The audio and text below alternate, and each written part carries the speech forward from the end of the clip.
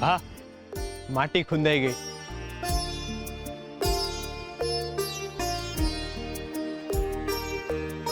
બા, હા, તમે ક્યાં ખોવાઈ ગયા? ક્યાંય નહીં ભા. શું કીધું તમે? મેં એમ કીધું કે માટી ખૂંદાઈ ગઈ. આભાર ભા. માફ કરજો, મેં તમને બહુ તકલીફ આપી નહીં. કામ કરવામાં નહીં તકલીફ, મહેનત તો કરવી જ પડે ને. પણ ભા, મારી પાસે તમારી મહેનતનું વળતર દેવા હાટું કાવડિયા નથી. કાંઈ વાંધો નહીં, જેવી હરીની ઈચ્છા. સારું, હાલો, બીજું કઈ કામ હોય ને તોય કહેજો. ઉભા રહો ભા. આમ કંઈ મફતમાં તમારી પાસે થોડું કામ કરાવીશ?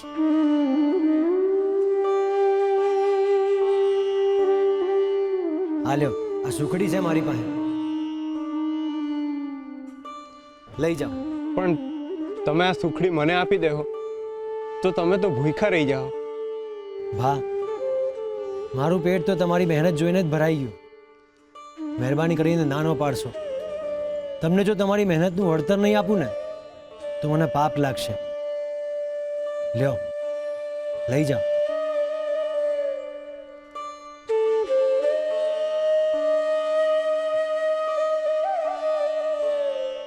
સારું, જેવી હરીની ઈચ્છા. સારું, હાલો, હરે કૃષ્ણ. હરે કૃષ્ણ ભાઈબંધ. શું કીધું તમે? મેં કહ્યું હરે કૃષ્ણ ભા. તમે શું સાંભળ્યું? તમે ભાઈબંધ કીધું ને મને? ના ભા, મેં એવું કાંઈ નથી કીધું. લાગે છે તમારા કાનમાં ભાઈબંધના ભણકારા વાગે છે. તમારી સાંભળવામાં ભૂલ થઈ છે ભાઈ. બની શકે. સારું, હાલો, હરે કૃષ્ણ. હરે કૃષ્ણ. હરે કૃષ્ણ. હરે કૃષ્ણ.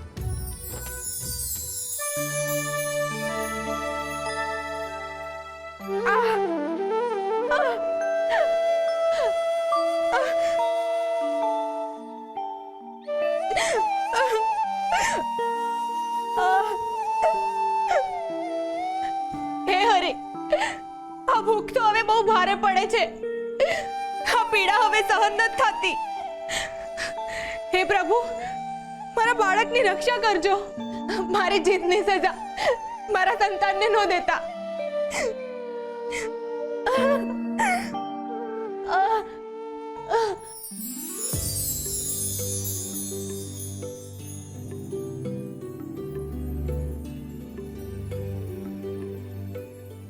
આ સુખડી તમે ક્યાંથી લાવ્યા? આ સુખડીથી તમારી ભૂખ ભાંગો એટલે તમારા પેટને ને આપણા બાળકને બેયને શાતા વળશે. પણ આ સુખડી શું? સુરાભાઈએ નથી આપી, મારી મહેનતની કમાણીની છે. ભરો રાખો મારા પર.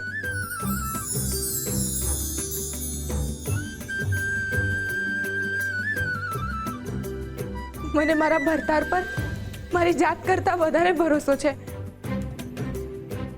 મને માફ કરજો ભગત, મારાથી તમને ન બોલવાનું બોલાઈ ગયું. પણ હું સમજુ હું, તમારી પીડાય તે ને તમારો ભાવે તે. અત્યારે એ બધું મૂકો ને આ સુખડી ખાઓ. તમે ખાધી? પહેલા તમે, પછી હું. હરે કૃષ્ણ. હરે કૃષ્ણ. હરે કૃષ્ણ. હરે કૃષ્ણ.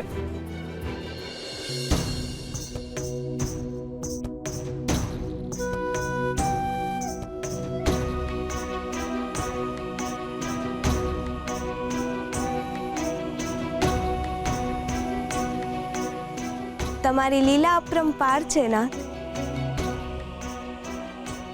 છેવટે જેના નામની સુખડી હતી એના મુખ સુધી તમે પહોંચાડી જ દીધી.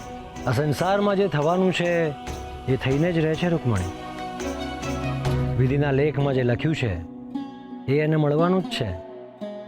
પણ જો તુલસીને ખબર પડી ગઈ કે આ સુખડી તો મીઠીએ બનાવેલી છે, તો એ નહીં ખાય. જો મીઠીએ બનાવેલી સુખડી તુલસી નહીં ખાય તો જે ઘટવાનું છે એ કેવી રીતે ઘટશે? હું કંઈ સમજી નહીં નાથ. તમે કેમ આટલા ગંભીર થઈ ગયા?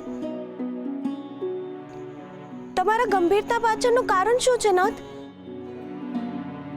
હવે શું થવાનું છે?